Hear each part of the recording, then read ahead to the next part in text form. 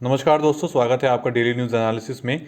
This video series is presented to you by Ethic IAS. इस video series में हम आपके लिए लेकर आए हैं करंट अफेयर्स जो आपके यूपीएससी और स्टेट एग्जामिनेशंस में बेनिफिशियल रहेंगे। आज है 3 नवंबर 2022 और आज हम करने वाले हैं दो न्यूज़ का एनालिसिस। सबसे पहले हम पढ़ेंगे सिक्योरिटी स्टेटस के बारे में जो ministry of home affairs provide कराता है। यह आपके जीएस के थर्ड पेपर से संबंधित है, इंटरनल सिक्योरिटी का पार्ट है। दूसरा हम पढ़ेंगे पसुम्पन मथुरमलिंगा थेवार के बारे में। ये आपके जीएस के फर्स्ट पेपर से संबंधित है, कल्चर और हिस्ट्री का पार्ट है और प्रीलिम्स एग्जाम के लिए काफ़ी ज़्यादा इंपॉर्टेंट है। वीडियो में आगे बढ़ने से पहले मैं आपसे रिक्वेस्ट करूंगा कि आप इस चैनल को सब्सक्राइब कीजिए और बेल आइकन जरूर दबाइए ताकि आपको नोटिफिकेशन मिल सके और आप अपने करंट अफेयर के सेक्शन और ये टॉपिक्स समय रहते कंप्लीट कर सकें। अब बात करते हैं अपनी पहली न्यूज़ के बारे में। देखिए, महाराष्ट्र गवर्नमेंट ने ये डिसाइड किया है कि वो सलमान खान की सिक्योरिटी कवर जो है उसको अपग्रेड करने वाले हैं। तो एक सवाल यहाँ उठता है कि स्टेट्स जो हैं जब ये डिसाइड करती हैं कि किसको सिक्योरिटी कवर प्रोवाइड करवाना है तो वो किस बेसिस पर किया जाता है, उसके लिए पे कौन करता है और ये जो डिसीजंस लिए जाते हैं इसकी क्या असेसमेंट होती है, किस बिहाफ पर ये डिसीजंस लिए जाते हैं। अब सलमान खान की जो सिक्योरिटी बढ़ाई गई है उसका कारण ये है कि इन्हें डायरेक्ट थ्रेट मिली है लॉरेंस बिश्नोई गैंग से, जान से मारने की धमकी इन्हें बेसिकली मिली है। ऐसा माना जा रहा है कि लॉरेंस बिश्नोई गैंग ने ही पंजाबी सिंगर सिद्धू मूसेवाले की भी हत्या की है, उनके मर्डर के पीछे भी इन्हीं का हाथ है। अब हम ये पढ़ने वाले हैं कि जो सिक्योरिटी प्रोटेक्शन किसी भी पर्टिकुलर इंडिविजुअल को दिया जाता है तो उसकी क्या नीड रहती है और इसे कौन डिसाइड करता है। देखिए, अगर हम बात करते हैं स्टेट्स की, जैसे यहाँ पर हम बात कर रहे हैं महाराष्ट्र की, तो यहाँ पर डिसाइड करेगी महाराष्ट्र गवर्नमेंट।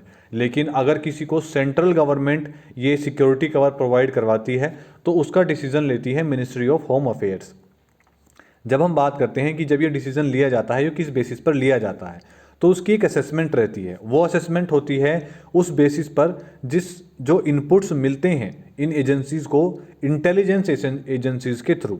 इंटेलिजेंस एजेंसीज के अंदर आपकी intelligence bureau, research and analysis wing जिसे रो भी कहते हैं, सेंट्रल लेवल पर यहाँ इन एजेंसीज से इनपुट मिलता है। स्टेट लेवल पर जो स्टेट इंटेलिजेंस डिपार्टमेंट है, इन्हें स्टेट को जो अपने स्टेट इंटेलिजेंस डिपार्टमेंट से इनपुट मिलते हैं ये उसके बेसिस पर डिसाइड करती हैं। अब देखिए, ये जो एजेंसीज़ हैं ये एक बहुत ब्रॉड लेवल पर जो आपकी इंफॉर्मेशंस हैं वो प्रोवाइड करवाती हैं। बहुत ही सब्जेक्टिव असेसमेंट, मतलब आप ये मान लीजिए बहुत बारीक असेसमेंट प्रोवाइड करवाती हैं कि जो थ्रेट है वो उनके जीवन को है या किस प्रकार की थ्रेट है, कितनी ज़्यादा इंजरी हो सकती है किसी भी पर्सन को, और वो इंजरी किससे हो सकती है, वो कोई टेररिस्ट ऑर्गेनाइजेशन है या कोई ग्रुप है, जैसे यहाँ पर लॉरेंस बिश्नोई गैंग है। तो ये सभी इंफॉर्मेशन जो जनरेट होती हैं वो होती हैं इनके सोर्सेज से। अब ये जो सोर्सेज हैं, इन सोर्सेज की इंफॉर्मेशंस फ़ोन कन्वर्सेशंस भी हो सकती हैं, ह्यूमन इंटेलिजेंस भी हो सकती है, या फिर कोई ऐसी डायरेक्ट धमकी भी हो सकती है जिसका कोई क्रेडिबल एनालिसिस किया गया हो, जो कि सलमान खान के केस में हम मान सकते हैं। जैसे इन्हें डायरेक्ट बिश्नोई गैंग से डायरेक्ट जो है जान से मारने की धमकी मिली है। अब ये जो प्रोटेक्शन मिलता है ये स्टेट गवर्नमेंट देती है या सेंट्रल गवर्नमेंट देती है। देखिए, जो प्रोटेक्शन है जनरली ये पर्टिकुलर किस पर्सन को दिया जाता है, ये उस आदमी को दिया जाता है जो ऐसी पोजीशन होल्ड करता है जिसको कुछ नुकसान पहुंचाकर या जिस पे हमला करके कॉन्सिक्वेंसेस हो सकते हैं, या तो गवर्नमेंट के अंदर या फिर हमारी सिविल सोसाइटी के अंदर।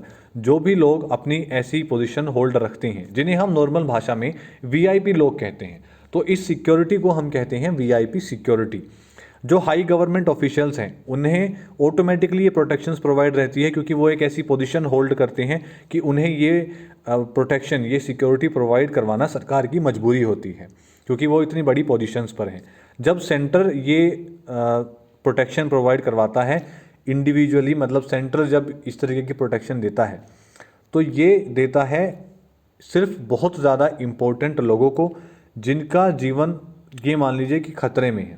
और ये जो सिक्योरिटी, जब ऐसी कोई सिक्योरिटी प्रोवाइड कराई जाती है, जिसके अंदर जान से मारने की धमकी दी गई हो, या कुछ इंपॉर्टेंट लोगों को जब कुछ भी सिक्योरिटी प्रोवाइड करवानी होती है तो ये नॉर्मली करवाती है state governments. Central government directly individuals को प्रोटेक्शंस प्रोवाइड नहीं करवाती है। सेंट्रल गवर्नमेंट की जो इंटेलिजेंस एजेंसीज हैं वो इंटेलिजेंस जरूर शेयर करती हैं स्टेट गवर्नमेंट्स के साथ। बाद में सिक्योरिटी कवर जो बढ़ाना रहता है या वो जो सिक्योरिटी असेसमेंट करनी रहती है और जो प्रोटेक्शंस प्रोवाइड करनी रहती है वीआईपी सिक्योरिटीज़ की, इंडिविजुअल्स की, पर्टिकुलर किसी बंदे की, वो वहाँ की स्टेट गवर्नमेंट करती है, उन्हीं का काम रहता है। अब देखिए, ऐसा नहीं है कि ये जो सिक्योरिटी प्रोवाइड की जाती है ये सिर्फ स्टेट गवर्नमेंट किसी एक पर्टिकुलर तरीके से करवाती है। जब हम बात करते हैं सेंट्रल लेवल पे, तो ये जो सिक्योरिटी है इनकी कई सारी कैटेगरीज हैं सिक्योरिटी कवर की, जो है X, Y, Y plus, Z, Z plus और एसपीजी कैटेगरी। आपने अक्सर सुना होगा कि किसी भी पर्टिकुलर नेता को जेड प्लस सिक्योरिटी दी गई है या जेड सिक्योरिटी दी गई है या किसी की सिक्योरिटी जेड प्लस से घटाकर वाई कर दी गई है। तो ये वही कैटेगरीज है जिनके बारे में हम जानेंगे। इसके अंदर एक स्पेशल प्रोटेक्शन ग्रुप आता है जो कि सिर्फ प्राइम मिनिस्टर और उनकी इमीडिएट फैमिली के लिए रहता है, जिसे हम एसपीजी कहते हैं। और जो अदर प्रोटेक्शन कैटेगरीज हैं ये गवर्नमेंट के उन लोगों के लिए रहती हैं जिन्हें किसी भी प्रकार की थ्रेट मिली हुई है या उनके साथ किसी भी प्रकार की ऐसी घटना हो सकती है कि हमें उन्हें प्रोटेक्शन प्रोवाइड करने की ज़रूरत है। अब इसके अंदर ये जो 5 कैटेगरीज हैं जिनके थ्रू हम अपना सिक्योरिटी कवर प्रोवाइड करवाते हैं वो क्या क्या है, वो है सबसे पहले हमारी एक्स कैटेगरी। एक्स कैटेगरी के अंदर बेसिकली एक गनमैन दिया जाता है उस बंदे को प्रोटेक्ट करने के लिए जिसको ये सिक्योरिटी दी जा रही है। जब हम बात करते हैं वाई कैटेगरी की, तो वाई कैटेगरी के अंदर 2 पुलिसमैन दिए जाते हैं, एक गनमैन दिया जाता है मोबाइल सिक्योरिटी के लिए। मोबाइल सिक्योरिटी का मतलब रहता है कि ये गनमैन हर समय आपके साथ रहेगा जहां भी आप जाते हैं, ताकि आप फ्रीली अपने एरिया में या कहीं भी मूव कर सकें, इजीली एक्सेस कर सकें, अपने आसपास के एरिया को घूम फिर सकें इजीली। इसी के साथ साथ वाई कैटेगरी में आपको एक बंदा दिया जाता है स्टैटिक सिक्योरिटी के लिए जो कि रोटेशन पर रहते हैं। स्टैटिक सिक्योरिटी का मतलब रहता है ऐसी फिजिकल सिक्योरिटी प्रेजेंस जो मौजूद रहती है आपके रेजिडेंट पर या आपके साथ। उसके साथ साथ आपके जो वाई प्लस सिक्योरिटी है उसके अंदर 2 पुलिसमैन दिए जाते हैं जो आपके साथ रहते हैं और 4 इसके अलग रहते हैं जो रोटेशंस पर रहते हैं, ये मोबाइल सिक्योरिटी के लिए रहते हैं। उसके बाद एक दिया जाता है आपकी रेजिडेंस सिक्योरिटी के लिए और 4 ऐसे रहते हैं इससे अलग जो रोटेशन पर रहते हैं। जेड सिक्योरिटी के अंदर 6 गनमैन दिए जाते हैं मोबाइल सिक्योरिटी के लिए जो आपके साथ रहते हैं और 2 ऐसे दिए जाते हैं जो रेजिडेंस सिक्योरिटी में रहते हैं। और इसके साथ साथ रेजिडेंस सिक्योरिटी में 8 लोग ऐसे दिए जाते हैं जो रोटेशनल मौजूद रहते हैं। जेड प्लस सिक्योरिटी के अंदर आपको 10 सिक्योरिटी पर्सनल दिए जाते हैं जो हर समय आपके साथ मौजूद रहते हैं और ये गनमैन 10 सिक्योरिटी पर्सनल गन के साथ जो होते हैं। और इसके साथ साथ 2 आपकी रेजिडेंशियल सिक्योरिटी के साथ दिए जाते हैं और इस रेजिडेंशियल सिक्योरिटी में 8 आपके लिए वो रहते हैं जो रोटेशनल आपके साथ रहते हैं। अगर हम बात करते हैं अलग इन कैटेगरीज के अंदर भी कई सारे कवर हैं, जो सिक्योरिटी लेवल हैं इनके कई सारे वेरियस लेवल्स हैं इस कवर के अंदर, जिसके अंदर security of residence, mobile security, office security, inter state security मौजूद रहती है। तो ये और कई सारी लेयर्स के अंदर मौजूद है। अब देखिए ऐसी कौन कौन सी फोर्सेस हैं जो वीआईपी सिक्योरिटी के अंदर एंगेज होती है। जब हम बात करते हैं वीआईपीज़ में तो प्राइम मिनिस्टर से अलग गवर्नमेंट के अंदर ये मैंडेटेड है कि जो हमारे नेशनल सिक्योरिटी गार्ड है, सीआरपीएफ है, central reserve police force, central industrial security force, ये सिक्योरिटी कवर प्रोवाइड करवाती है। जब हम बात करते हैं किसी भी स्टेट की, जैसे अगर हम महाराष्ट्र की ही बात करते हैं तो महाराष्ट्र के अंदर महाराष्ट्र की जो स्टेट पुलिस है वो प्रोटेक्शन प्रोवाइड करवाएगी। अब इन सिक्योरिटी के लिए पर्टिकुलर पे कौन करता है, जो प्राइवेट इंडिविजुअल्स को सिक्योरिटी प्रोवाइड की जाती है। जिस भी पर्टिकुलर पर्सन को अगर गवर्नमेंट सिक्योरिटी प्रोवाइड करवा रही है असेसमेंट के बाद, इंटेलिजेंस एजेंसीज की असेसमेंट के बाद, तो जहाँ पर भी वो पर्टिकुलर पर्सन रहता है वहाँ की या जहाँ का वो है वहाँ की जो स्टेट है वो इस कॉस्ट को वहन करती है, वो ये पैसा पे करती है। हालांकि जब जेड और जेड प्लस सिक्योरिटी प्रोवाइड की जाती है तो जिस पर्सनल को के रेसिडेंस पर ये सिक्योरिटी प्रोवाइड की जा रही है और जिस पर्सनल को मोबाइल सिक्योरिटी दी जा रही है, ऐसे बंदे दिए जा रहे हैं जो हर समय उसके साथ रहेंगे। कभी कभी सरकार उनसे भी उनके अकोमोडेशंस के लिए कहती है कि आप इनके अकोमोडेशंस की रिस्पॉन्सिबिलिटी वो पर्टिकुलर पर्सन लेते हैं जहाँ पर ये लोग रहते हैं, इनके खाने पीने की जिम्मेदारी वो सब कुछ वो वहन करते हैं जिनको ये सिक्योरिटी प्रोवाइड की गई है। कभी कभी गवर्नमेंट ये भी चूज़ कर लेती है कि वो ये बिल उन प्राइवेट इंडिविजुअल से भी ले लेती है जिनको सिक्योरिटी प्रोवाइड की गई है किसी भी थ्रेट के केस में। अब बात करते हैं अपनी दूसरी न्यूज़ के बारे में। तो देखिए, प्राइम मिनिस्टर नरेंद्र मोदी जी ने अपने ट्रिब्यूट पे किया है फ्रीडम फाइटर पसुम्पन मधुरमलिंगा थेवार जी को, और ये इन्होंने किया है गुरु पूजा के ओकेज़न पे। अब देखिए, पसुम्पन मुथुरम्मलिंगा थेवार जी कौन है? इनका जन्म हुआ था 1908 में अक्टूबर 30 को। इनका जन्म हुआ था पसुम्पोन में, तमिलनाडु की रमन्नाथापुरम डिस्ट्रिक्ट के अंदर। ये एक फ्रीडम फाइटर कम स्पिरिचुअल लीडर थे, और इन्हें जो मुकुलाथोर कम्युनिटी है वो इन्हें डेटी के रूप में पूजती भी है। इन्होंने जो ट्रेडिशनल हिंदुइज्म है उसे एक्सेप्ट करने से मना कर दिया था। ये बहुत बड़े सपोर्टर थे वर्ण आश्रम के। वर्ण आश्रम जिसके अंदर ये कहा जाता है कि आप सभी जब पैदा होते हैं तो आप शूद्र पैदा होते हैं और आप अपने कर्मों के हिसाब से अपने वर्ण को चुनते हैं। ये रेगुलरली लड़ते आए हैं हिंदू रिलीजन के अंदर जो एविल प्रैक्टिसेस फॉलो की जाती थी उनके खिलाफ ये अक्सर लड़ते आए हैं।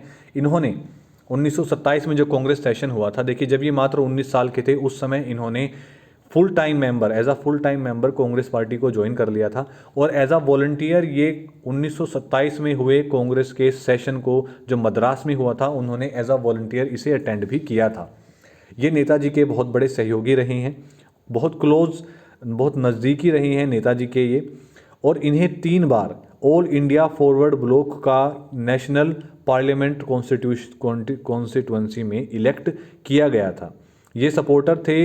इन्होंने जो टेम्पल एंट्री मूवमेंट चलाया गया था वैद्यनाथ अय्यर जी के द्वारा, जिसके अंदर दलित को मीनाक्षी टेम्पल के अंदर एंट्री प्रोवाइड की गई थी मदुरई में, इन्होंने उनकी मदद की थी इस एक्टिविस्ट की, ताकि जो दलित हैं उनको मीनाक्षी टेम्पल के अंदर एंट्री मिल सके। ये इन्होंने जो क्रिमिनल ट्राइब्स एक्ट है इसको ख़त्म करने के लिए बहुत महत्वपूर्ण भूमिका निभाई थी, और इन्होंने कई सारे एफर्ट्स किए थे अपनी, इन्होंने रेगुलर कंटिन्यूस एफर्ट्स करते रहे थे जब तक इसको रिपील नहीं कर दिया गया 1946 में। ये जो क्रिमिनल ट्राइब्स एक्ट है इसके अंदर बेसिकली जितनी भी जो आपकी ये जो ट्राइबल कम्युनिटीज़ हैं इन्हें पूरी कम्युनिटीज़ को ये इन पर थोप दिया गया था कि ये हैबिचुअल क्रिमिनल्स हैं। तो इस वजह से किसी को भी सज़ा दे दी जाती थी बिना किसी कोई गलत काम किए, या किसी ने कुछ किया भी नहीं है उसके बावजूद भी सज़ा दे दी जाती थी। आपने जब हिस्ट्री पढ़ी होगी तो आपने अक्सर पढ़ा होगा किस तरीके का ट्रीटमेंट उस समय जो इंग्लिशमैन हैं वो हमारे साथ किया करते थे। तो उसकी प्रकार से उन्होंने लोगों को एज अ हैबिचुअल क्रिमिनल्स इन ट्राइबल्स को बना दिया था, और एक एक्ट भी पास कर दिया था जिसे रिपील करवाने में इनकी बहुत महत्वपूर्ण भूमिका रही है।